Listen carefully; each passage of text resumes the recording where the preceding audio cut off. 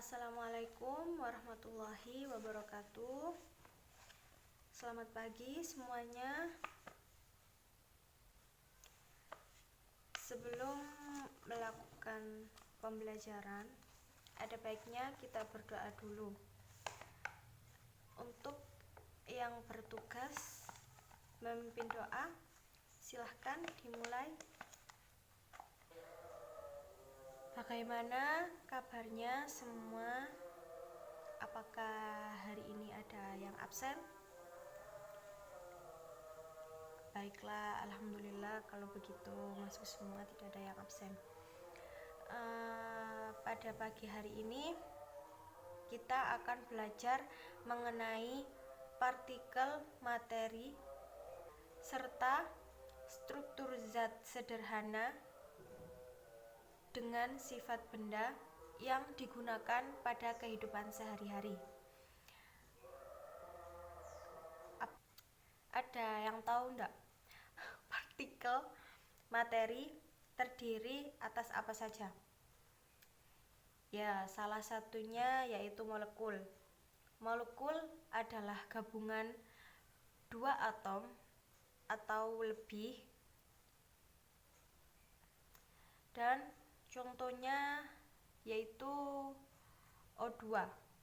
O2 itu terdiri dari dua atom oksigen. Nah, contohnya nih, ketika kita bernafas, oksigen dan karbon dioksida akan mengalami pertukaran. Nah, oksigen akan masuk ke paru-paru lalu menyebar ke seluruh tubuh. Sedangkan karbon dioksida akan keluar melewati hembusan nafas.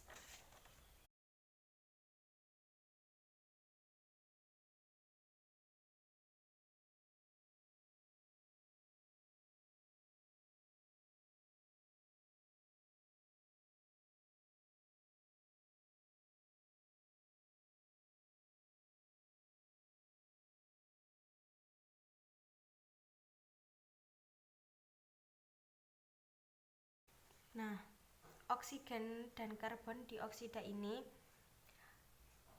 dua-duanya terdapat pada molekul, tetapi berbeda jenis.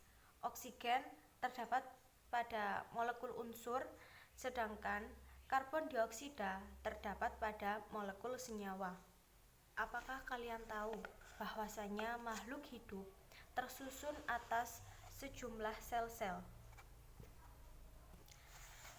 Susunan pada makhluk hidup, susunan itu membentuk jaringan, kemudian jaringan membentuk organ, hingga terbentuklah sebuah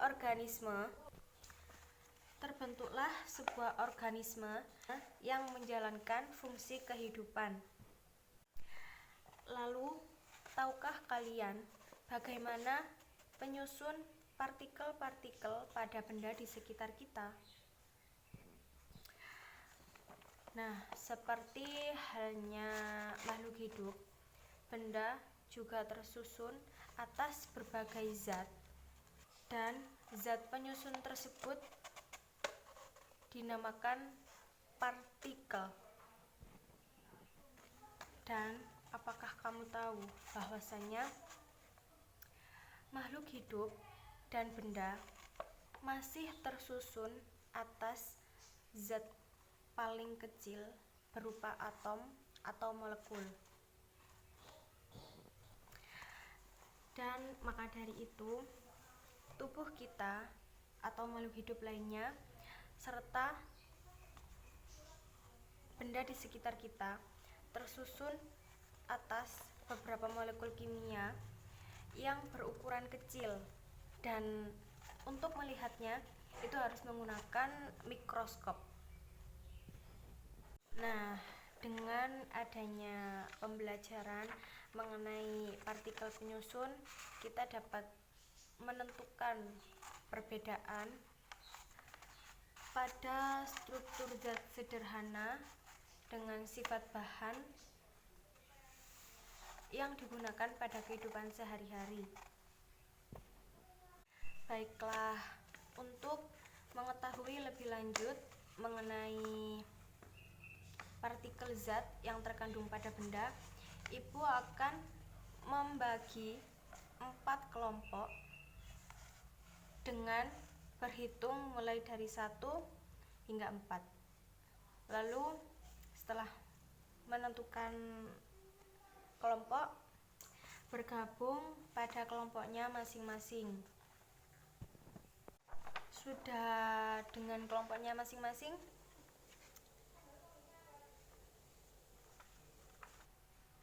Ini lembar kerja untuk melakukan praktikum. Sebelum melakukan praktikum,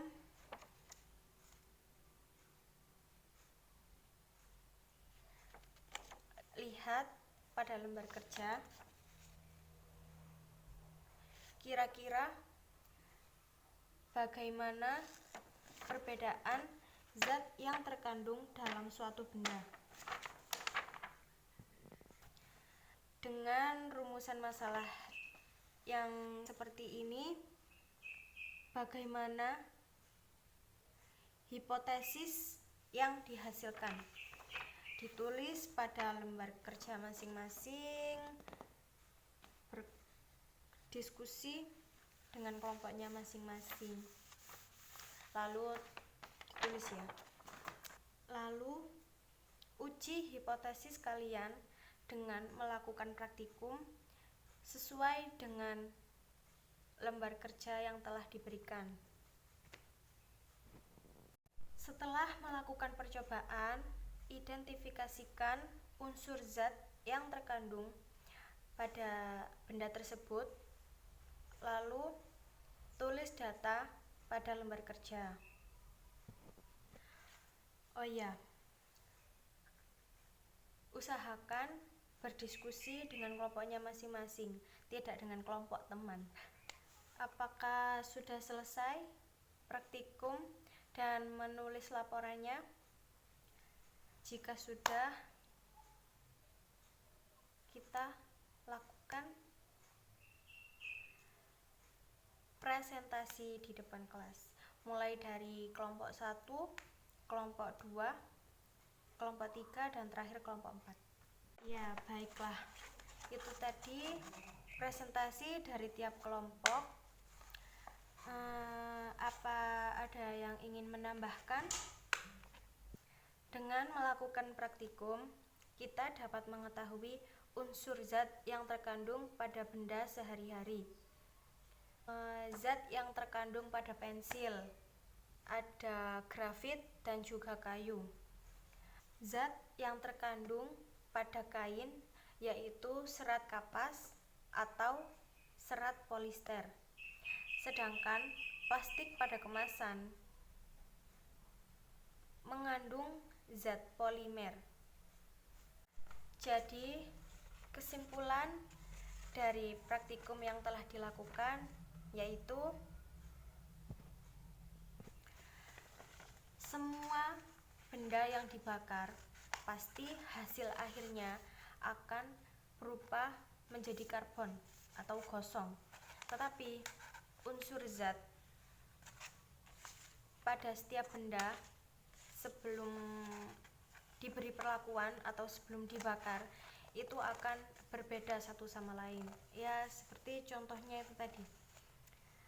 Kain berupa serat kapas, lalu pensil berupa grafit dan juga kayu, dan plastik kemasan berupa polimer. Ada yang ingin ditanyakan mengenai materi hari ini? Jika tidak ada, saya akan mengakhiri pembelajaran hari ini. Baiklah, kita akhiri pembelajaran hari ini. Untuk yang bertugas memimpin doa, silahkan.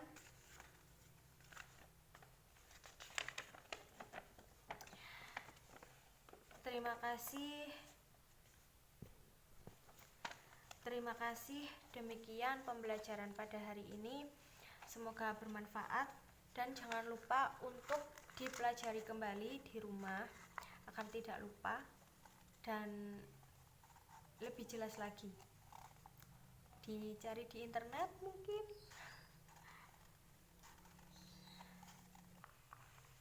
Baiklah, kita akhiri. Assalamualaikum warahmatullahi wabarakatuh.